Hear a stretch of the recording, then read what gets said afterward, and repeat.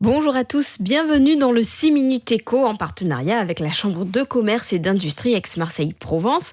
Aujourd'hui, je vais vous parler de reprise d'entreprise, une alternative à la création d'entreprise qui peut se révéler très intéressante à condition d'être bien préparée. Il faut noter que 75 000 entrepreneurs du territoire ont plus de 59 ans et pourraient céder leur activité. 50% de ces entreprises vont disparaître faute de repreneurs et d'une mauvaise préparation. Alors faciliter les rencontres entre les repreneurs et les cédants, c'est l'une des missions de la Chambre de commerce. Elle organise d'ailleurs le 22 novembre prochain le Business Transfer Forum. Ça se déroulera au Palais de la Bourse. J'ai rencontré Catherine Gineste, elle est élue à la Chambre de commerce. Elle nous donne plus de détails. L'idée, c'est vraiment de mettre le focus sur cette préparation des chefs d'entreprise sur la session et de les accompagner. Donc, c'est vrai qu'il y a trois étapes. C'est d'abord, il faut qu'il y ait une réflexion personnelle propre, à savoir pourquoi est-ce qu'il veut céder, est-ce que c'est le bon moment pour lui. Donc, souvent, on constate qu'il le fait trop tôt par rapport à sa volonté d'arrêter son activité, trop tard. Et c'est vrai qu'il faut le mener de manière un peu plus en amont. Il faut vraiment compter presque même 1 à 2 années. En tout cas, faut vraiment préparer C'est un dispositif très long, la ça session peut être un d'entreprise. dispositif très long. En tout cas, il faut pas moins de 6 mois, en tout cas, parce que le temps de vraiment mener cette réflexion, savoir si c'est le bon moment, savoir s'il faut pas restructurer peut-être la société avant de la céder.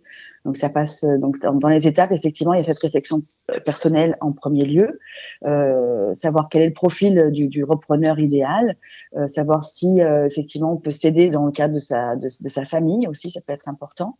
La D'accord. deuxième étape, c'est de réaliser un diagnostic complet de l'entreprise, à savoir un diagnostic financier, juridique, un point sur ses ressources humaines, et pour justement trouver la meilleure valorisation possible de l'entreprise.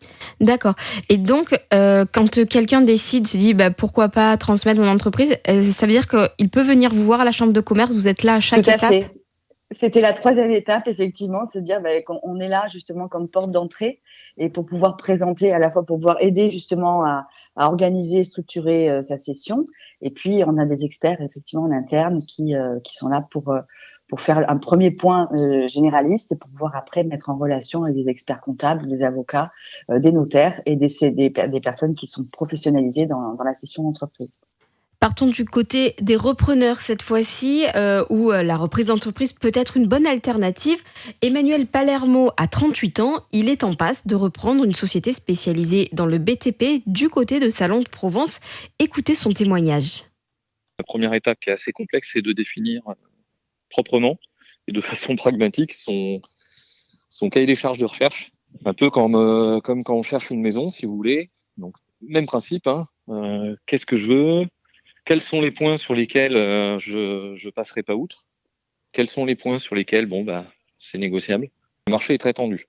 C'est-à-dire que les entreprises, en tout cas les belles entreprises, où les ratios sont intéressants, le chiffre d'affaires, le résultat, etc., est intéressant, elles restent pas longtemps sur le marché. Qu'est-ce qui vous a poussé à aller du côté de la reprise plutôt que de la création ?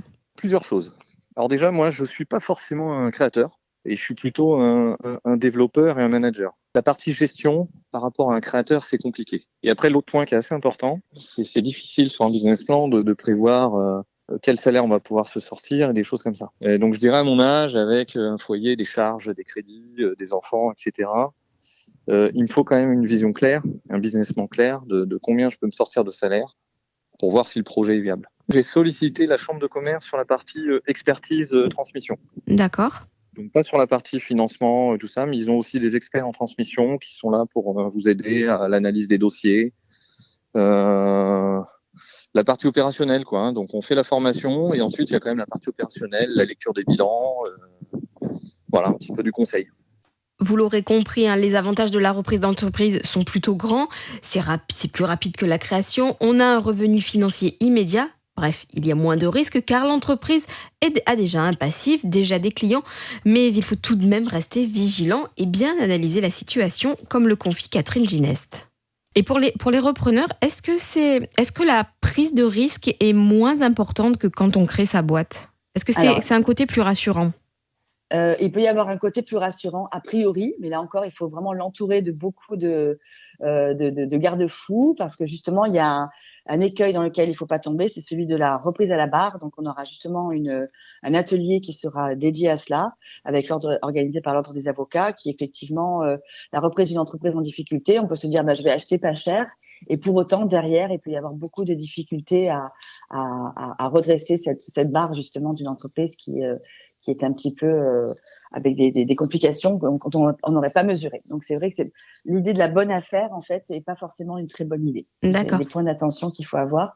Et puis après, il y a aussi l'idée de regarder justement sur le point de vue des ressources humaines. Parfois, on ne porte pas forcément attention sur l'ensemble des personnes clés qu'il peut y avoir dans l'entreprise. Il faut qu'elles acceptent en tout cas cette cession d'entreprise également. Le Business Transfer Forum, c'est le mardi 22 novembre prochain, de 9h à 19h au Palais de la Bourse à Marseille. De nombreux experts seront présents, de nombreux cédants également. Des tables rondes sur les risques, par exemple, seront organisées. Alors, la participation se fait sur inscription. Je vous donne le site btf.cciamp-events.com.